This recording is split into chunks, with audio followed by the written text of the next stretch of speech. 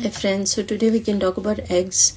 As we all know, there are many misconceptions and myths and false messaging around eggs which are highly problematic. Whatever I'm going to share is based on research which is both national and international. And of course, we have to be conscious that the research itself can be biased, there can be conflict of interest based on who's funding it and who's doing it. So, that is something maybe we can discuss later. One egg is it contains almost 8 grams of protein. So if you take a child 4 to 6 years who's around 18 kgs, the daily requirement for that child is around 20 grams of protein. So each egg can provide almost 40% of the protein requirements of the child.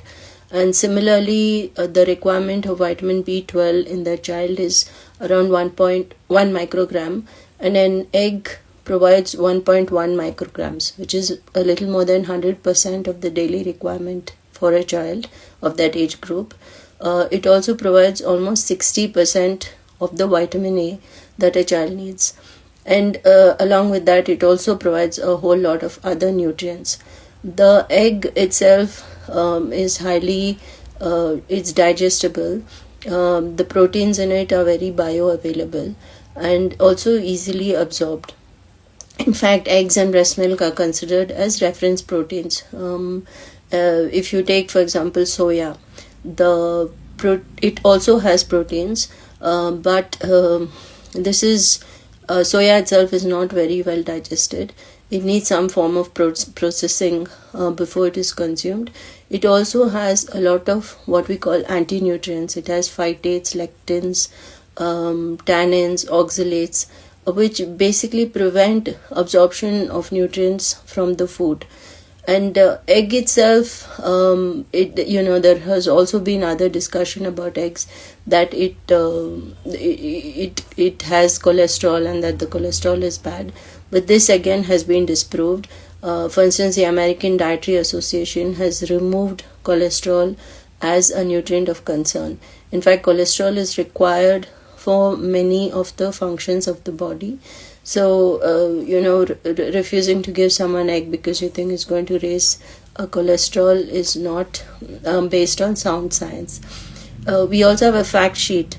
It's called, we have a blog which has these fact sheets in English and Kannada.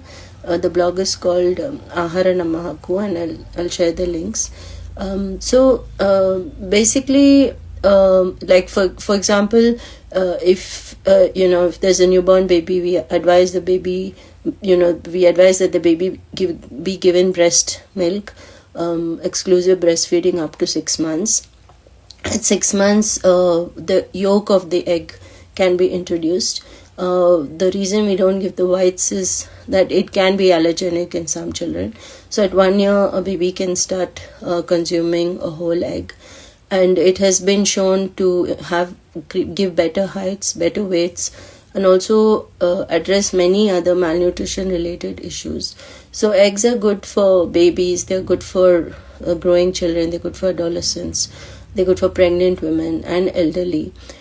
So for a country that has so much of undernutrition and so many deficiencies, we have zinc deficiency, we have B12 deficiency, even in Karnataka, to deny eggs and to create this false messaging around eggs is very problematic. And we should not use religion or caste or veganism to prevent people from consuming this very nutrient-dense food. And if we really want to address malnutrition, then we have to approach nutrition from a more scientific angle rather than from prejudices that are not really based on science. So thank you for that.